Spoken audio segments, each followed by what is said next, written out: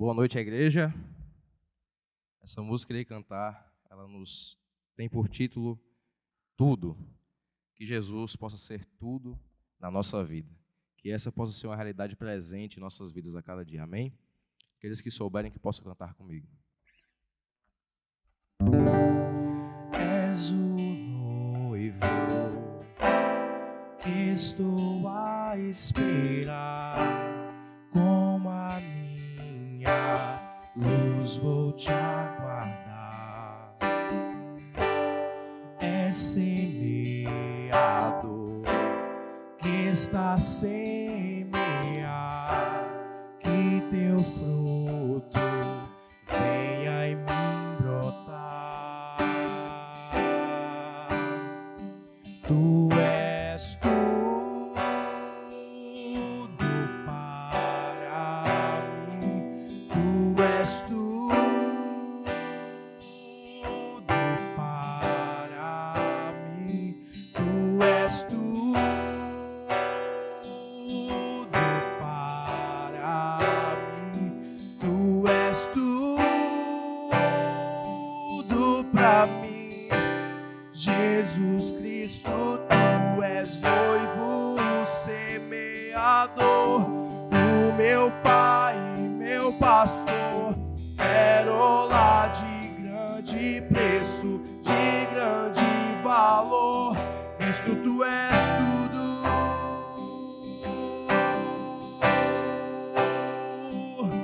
Cristo, tu és tudo.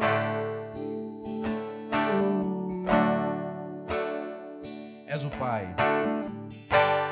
És o Pai que vem pra me abraçar quando volto para o meu lar. És o bom pastor que vai me encontrar se o caminho não sei mais achar. Cante comigo, igreja, tudo. Tu és tudo para mim, tu és tudo para mim, tu és tudo para mim, tu és tudo para mim, Jesus Cristo. Tu és noivo, semeador, o meu Pai, meu pastor, pérola de grande preço, de grande valor. Cristo, tu és tudo.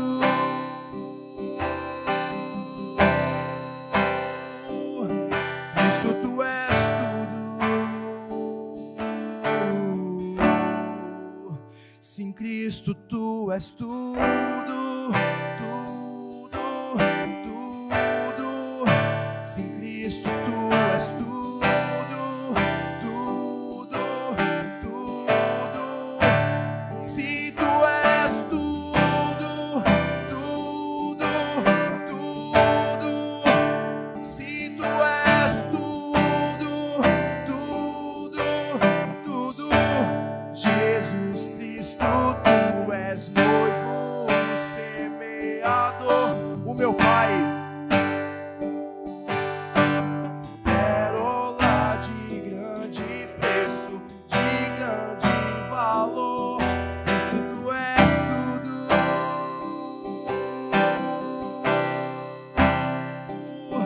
Cristo, tu és tudo.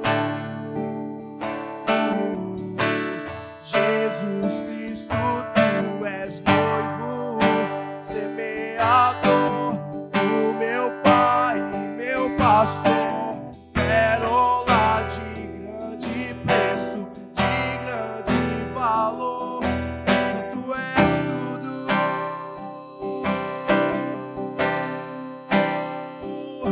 Cristo, tu és tudo.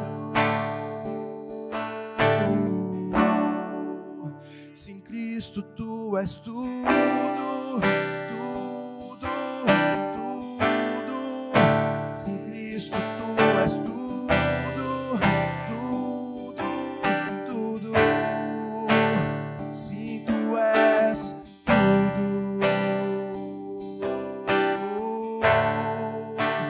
Sim, tu és tudo. Amém? Que Deus seja louvado. Que Jesus possa ser o centro da nossa vida. Que Ele possa ser o centro, que Ele possa ser tudo para a nossa vida e para cada um de nós. Amém? Que possamos a cada dia dar valor ao sacrifício que Jesus fez em nossas vidas. Deus seja louvado.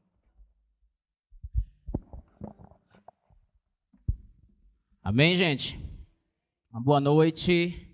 É um prazer para nós estarmos aqui para adorar ao Senhor. John é um irmão. Nós somos membros ali da Igreja Adventista de Missão de Aricobé.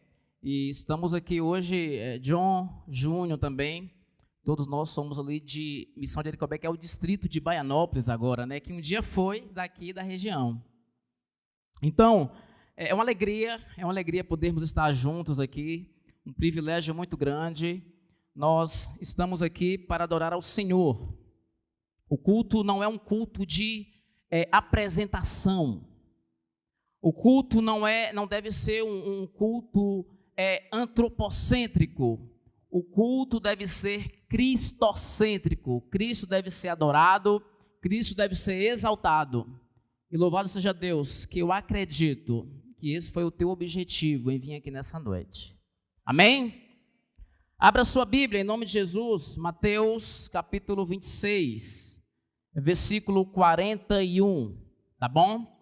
Mateus capítulo 26, versículo 41. Olha, o meu nome é William, eu já conheço muitos aqui de vocês, eu moro aqui definitivamente na cidade aqui de Barreiras, tem 3 anos, tá bom? Vim para aqui no ano 2015, eu não sei se vocês se recordam da coordenadora de evangelismo, a evangelista Isa. Ela veio aqui fazer um trabalho aqui na Missão Bahia Sudoeste. Entre 2010 e 2011, eu trabalhava como evangelista lá no sul da Bahia, região onde eu nasci. Amém? Terra do cacau, terra boa, terra que chove bastante. Causei inveja em vocês, hein? Mas, amigos, 2012, eu fui convidado para ir trabalhar na missão, na Associação Rio Sul, no Rio de Janeiro, pela Isa, inclusive. Trabalhamos ali até 2014. 2015, ela veio para a Missão Bahia Sudoeste, me trouxe, fizemos um trabalho ali em Catolândia, onde plantamos uma igreja. Trabalhei aqui até 2016, 2017, fui para o Rio novamente, e 2019 vim para ficar, amém? Casei, temos uma filhinha que tem 15 dias de nascida, a esposa não está aqui porque está nesse processo aí, né, de descanso, e para a gente é um grande privilégio podermos estar juntos aqui nessa noite para estudar a palavra de Deus. Mateus 26, 41, abra sua Bíblia, esse será o texto destinado ao nosso estudo nessa noite. Eu quero agradecer também a presença de vocês que estão nos acompanhando aí pela internet, que Deus abençoe você, que essa palavra, ela possa não somente falar o nosso coração aqui nessa noite, mas ela possa alcançar o teu coração, aí por meio das redes sociais, em nome de Jesus. Mateus 26, versículo 41. Amém? Fecha os seus olhos aí, deixa a Bíblia aberta. Bom Deus, nós estamos felizes por estarmos na Tua presença. Obrigado pelo convite do Teu Espírito Santo para estarmos aqui essa noite. Eu tenho certeza que o Espírito do Senhor falou ao nosso coração para vir aqui. E é uma alegria muito grande podermos desfrutar da Tua santa e poderosa presença. Que o Senhor possa falar conosco, que o Senhor possa falar comigo, que as palavras aqui pronunciadas por mim sejam palavras iluminadas pelo Senhor Espírito de Deus. Esse é o nosso desejo, em nome de Jesus, amém. Mateus 26, 41, está escrito o seguinte: vigiai e orai, para que não entreis em tentação. O espírito, na verdade, está pronto, mas a carne é fraca. Amigos, o trabalho de vigia é um dos trabalhos mais complexos e difícil. Porque o vigia, ele tem a responsabilidade de cuidar de um patrimônio que não é dele. É ou não é verdade? E é necessário dedicação, é necessário atenção. Cristo, ele está nos chamando para vigiar e orar. Essas palavras ditas por Jesus, ela não é um conselho. Ela está no modo imperativo. É uma ordem de Jesus. A mesma ordem que ele dá em Mateus capítulo 28, quando ele fala: ide por todo o mundo, pregai o evangelho, fazei discípulos. Ele está ordenando. Você precisa ir, você tem que ir. O vigiar e orar de Mateus 26, 41 é uma ordem de Cristo. E por que Cristo está ordenando ao seu povo, aos seus discípulos, a você e eu, a vigiarmos e orarmos? Porque a vigilância, a prática da vigilância e da oração são duas das armas de Cristo ou das práticas espirituais que nós devemos constantemente desenvolver para podermos nos manter atentos às ciladas do maligno, para podermos também nos proteger das heresias do mundo e das ações de Satanás. E terceiro, é um meio de buscarmos força e socorro em Jesus. Então nós temos que colocar em prática essas duas coisas aqui, essas duas ordens de Jesus. Por causa desses três motivos que eu apresentei para vocês. É interessante que tanto em Mateus como no livro de Marcos, por exemplo, o texto não está dizendo assim, orai e vigiai. O texto diz vigiai e orai. A ordem é essa. E qual é a diferença disso aqui? Muito grande. Porque a pessoa, para vigiar, para orar, ela precisa estar em extrema vigilância. Porque ela precisa saber o que pede. Ela precisa saber que a vontade de Deus é maior que a vontade dela. Esses dias eu estive conversando com minha irmã, que está grávida, inclusive, e ela falou assim, olha, eu orei a Deus para ser um menino. Para ser um menino. E eu falei, amém. Mas eu quero te dizer uma coisa, e se por acaso não for um menino? Ela falou, não, eu quero que seja um menino. E eu estou preocupado até com isso. O que pode acontecer se for uma menina? Você entende que a vigilância, ela também me leva a aceitar o plano de Deus para a minha vida? A gente ora e pede segundo a vontade de Deus. Mas, William, o que é vigiar? É vigiar a vida dos outros? Não. O que é vigiar? O termo grego utilizado por Jesus aqui, em Mateus capítulo 26, 41, é a palavra gregoreu. E essa palavra significa estar atento, cauteloso, ativo.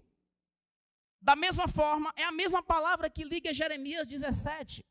Os atalaias que ficavam no alto do muro, atentos, observando a chegada dos inimigos, dos possíveis inimigos, para tocarem a trombeta e alertar o povo. Os vigilantes de Jesus, eles estão atentos, eles estão espertos, eles não dormem. Os vigilantes de Jesus são cautelosos, são ativos, não vivem na inatividade. Os vigilantes de Jesus não ficam vigiando a vida do próximo, a vida do vizinho, a vida do irmão. Os vigilantes de Jesus vigiam a sua própria vida.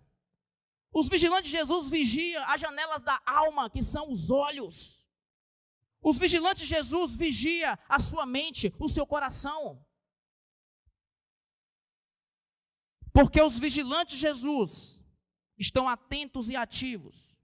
Essa palavra vigiar, para você ter ideia, ela é tão importante que ela aparece mais de 60 vezes na Bíblia.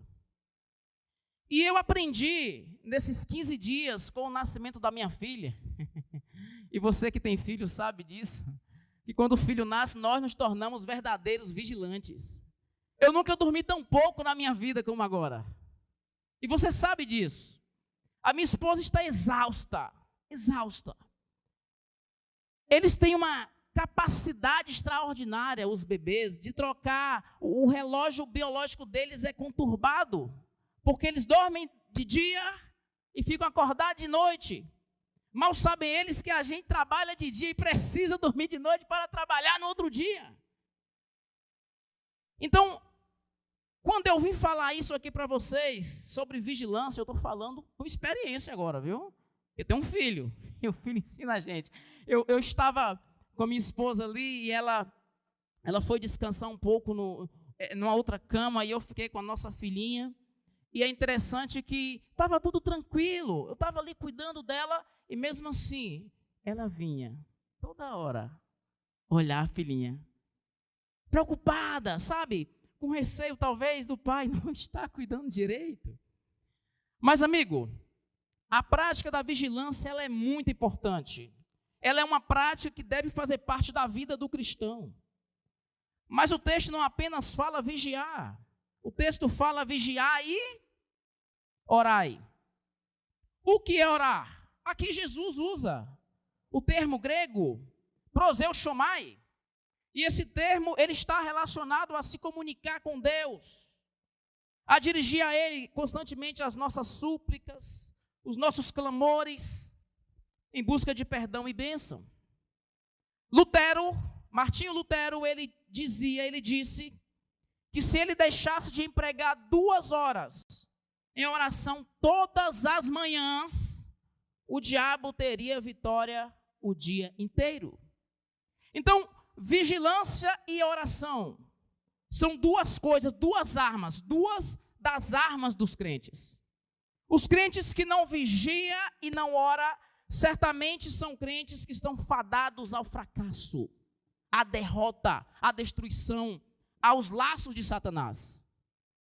Qual é o contexto, William? Qual é o contexto de Mateus 26, 41? Rapidamente, pelo nosso tempo, Jesus era madrugada de quinta para sexta-feira. Jesus estava próximo do momento da crucifixão. Ele estava próximo da sua morte. Ele chama os 12 discípulos e ele vai até o Monte das Oliveiras. Chegando ao Monte das Oliveiras, ele deixa ali alguns discípulos, chama 3, especificamente, que seriam os 3 maiores líderes da igreja primitiva, Pedro, Tiago e João, leva até próximo ao monte do Getsemane, deixa eles um pouquinho afastados, e Jesus vai. E Jesus começa a orar, a clamar a Deus naquela madrugada de sexta-feira. O pecado da humanidade pesou sobre Jesus naquele dia. Ele sentiu o peso do nosso pecado.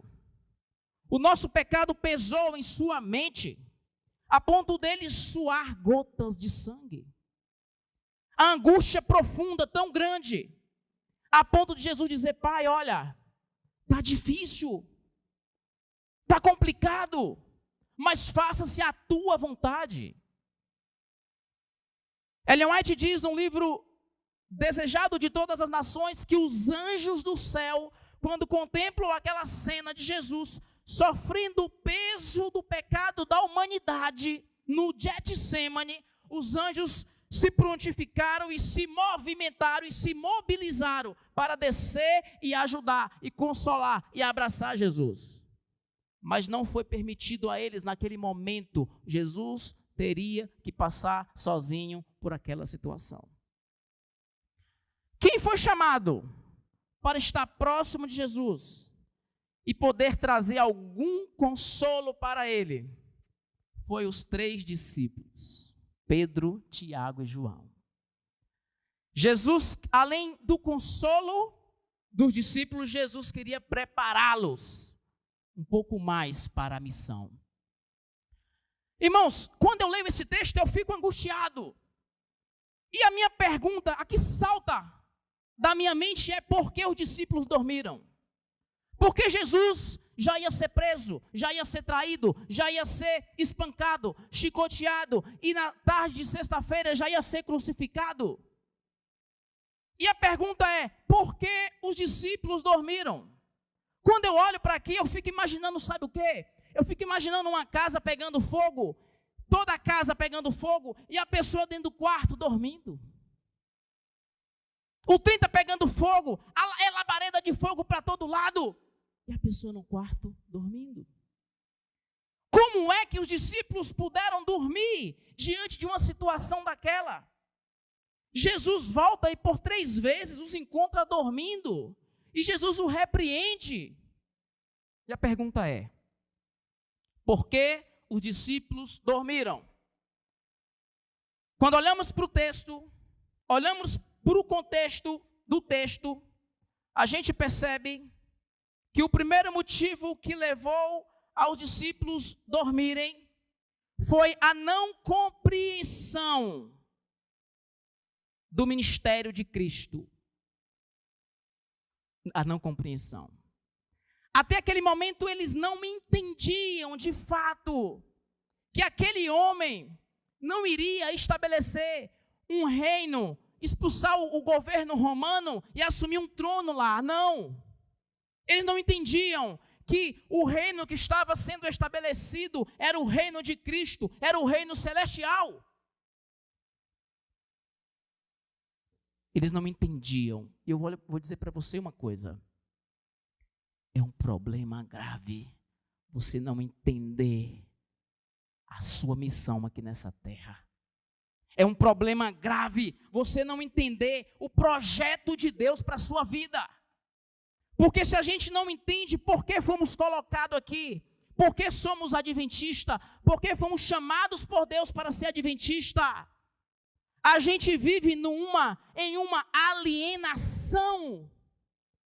E tem muita gente que ainda não compreende que nós estamos próximo da volta de Jesus, próximo do reino, e continua dormindo o sono espiritual. O sono espiritual é o pior de todos os sonos, porque o sono espiritual, ele não somente vai te matar nesta vida, mas ele vai te matar na vida eterna.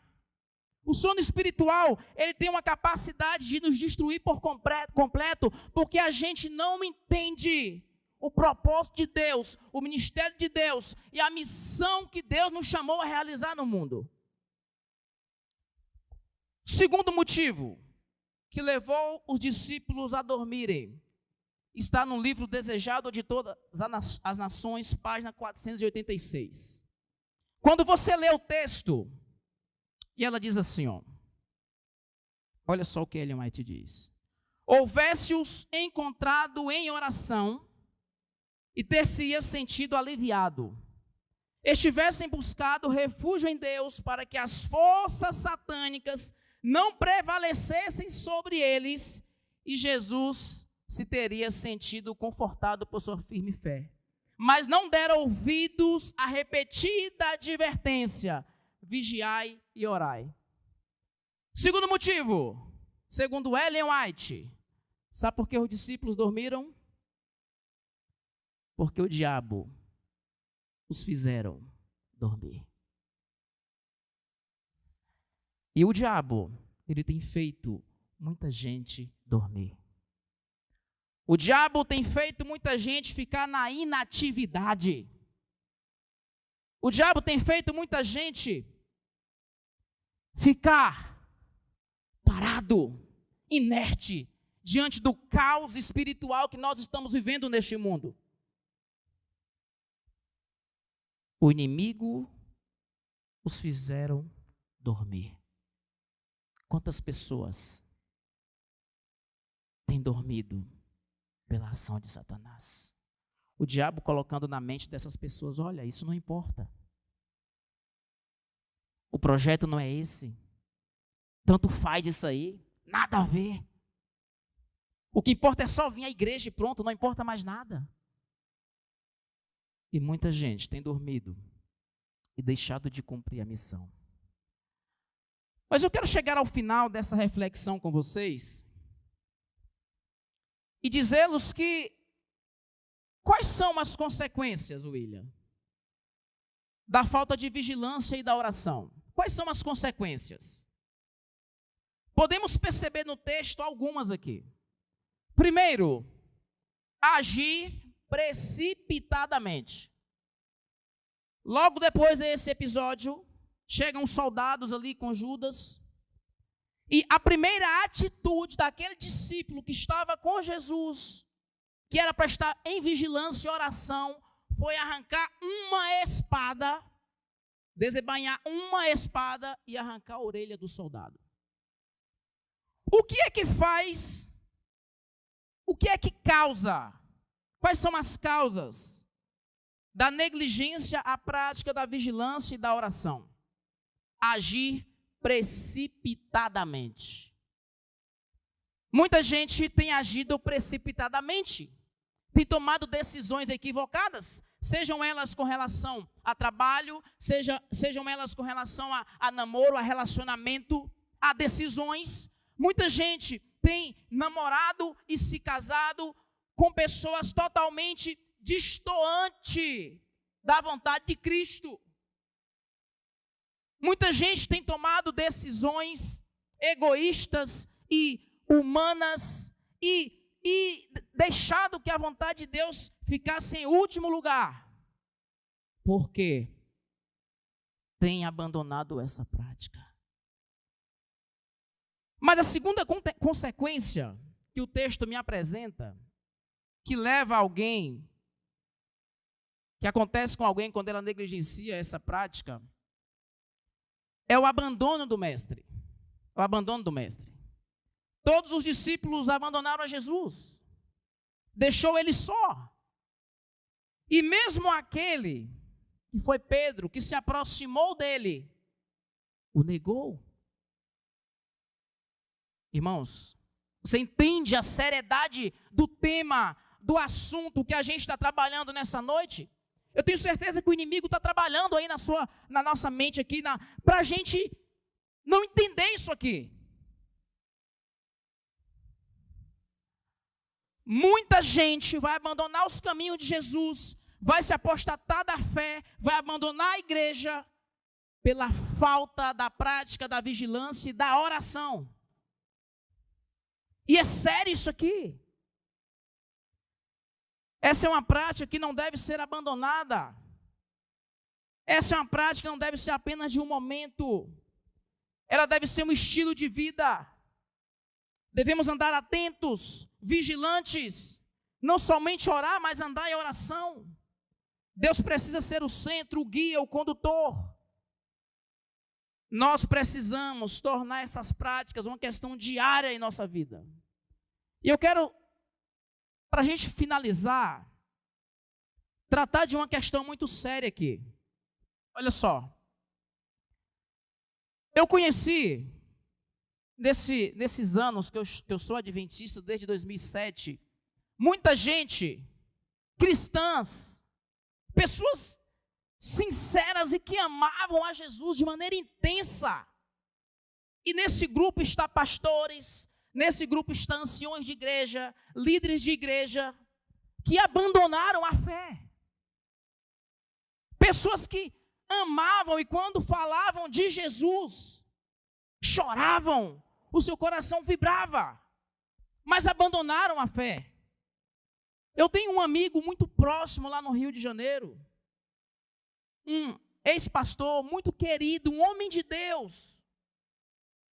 Mas em um momento, ele, por mais que fosse um conhecedor nato das Escrituras, Por mais que ele tinha um ministério lindo,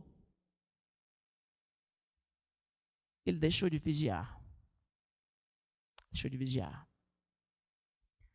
E quando você deixa de vigiar, quando você começa a deixar de vigiar e achar que isso ou aquilo não tem nada a ver, você está abrindo brecha para Satanás. E muita gente está caindo. Pessoas de Deus, mas que em um determinado momento tem deixado de vigiar e orar e aberto brechas para o diabo pisotear. Muita gente, muita gente. Nós não estamos longe disso. Eu posso passar pela mesma situação desse meu amigo ex-pastor. Por quê? Porque nós somos humanos e a vitória do homem só é possível se Deus for o centro da vida dele. Que Deus possa ser o centro da sua vida nessa noite. Que você, quando andar pela rua, quando você andar lá no seu trabalho, na faculdade, você fique atento, fique ligado, fique esperto. Porque o diabo está 24 horas por dia. Ele é como um leão que ruge, procurando alguém para devorar. E ele quer amarrar, ele quer laçar a pessoa e prendê-la. E colocar você numa situação mais desesperadora, mais trágica possível, a ponto de você não poder sair. Quantas pessoas estão amarradas, entrelaçadas em situações que não conseguem sair e se firmar com Deus? Mas isso pode ter um fim nessa noite, na minha e na sua vida, amém? Qual é a recompensa do servo vigilante, do homem e a mulher de oração? 2 textos e aqui a gente acaba. Lucas 12:37, abre aí, rapidamente, Lucas 12:37.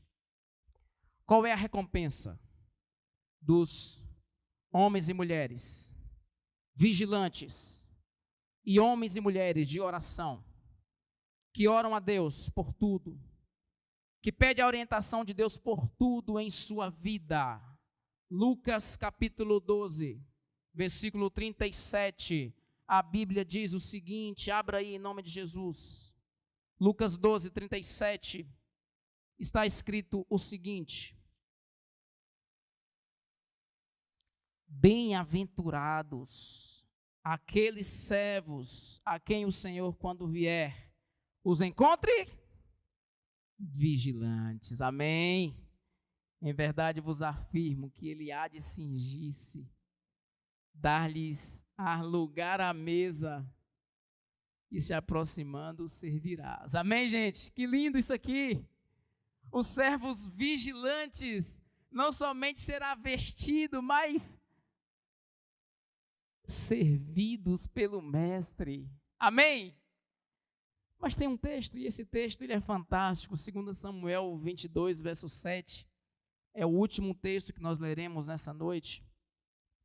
2 Samuel capítulo 22, versículo 7, e aqui é um texto lindo, é uma recompensa para aqueles que, já vimos a recompensa para os vigilantes aqui, e agora vamos ver a recompensa para aqueles que vivem uma vida de oração ao bom e eterno Deus.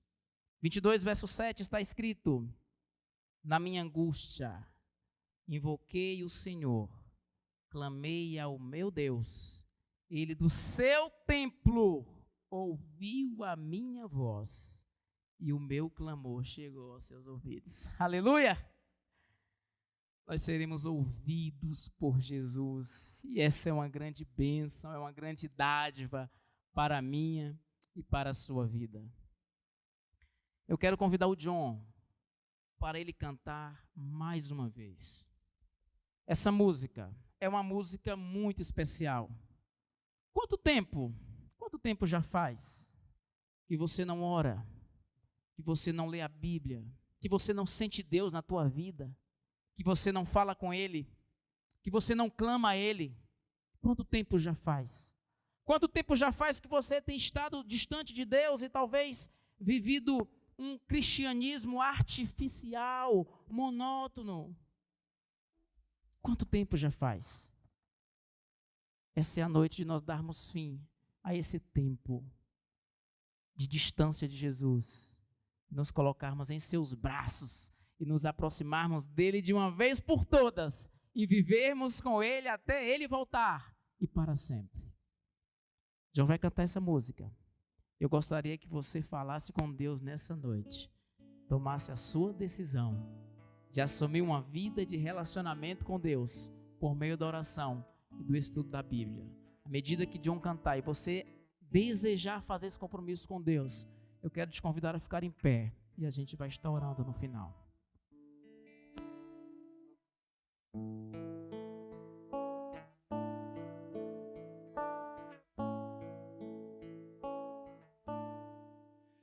Que tempo já faz que falaste com Deus, contando os segredos da alma. Que tempo já faz que oraste ao Senhor e de joelhos ouviste-lhe a voz. Que tempo já faz que não andas com Deus, deixando guiar tua vida. Teu amigo quer ser, quer dar-te o poder. Tu precisas sentir teu amor. Que tempo já faz que ajoelhaste a sós e oraste ao teu Deus lá do céu.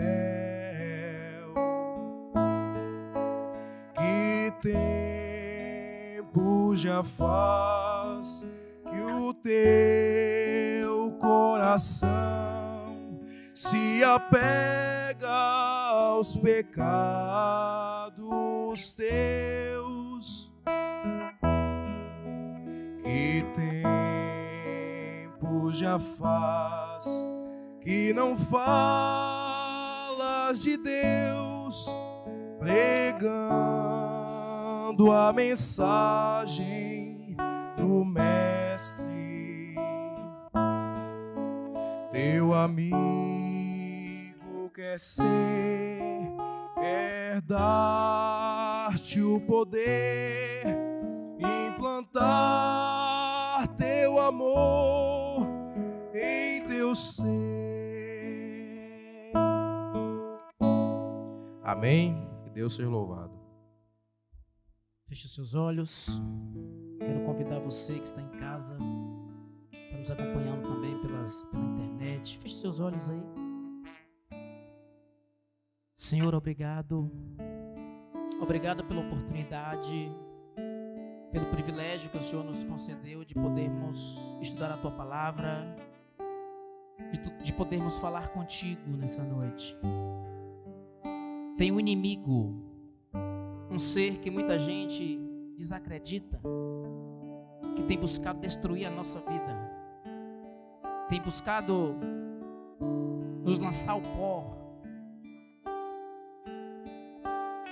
Mas nós temos um Deus que é maior que Ele e é maior que todas as coisas.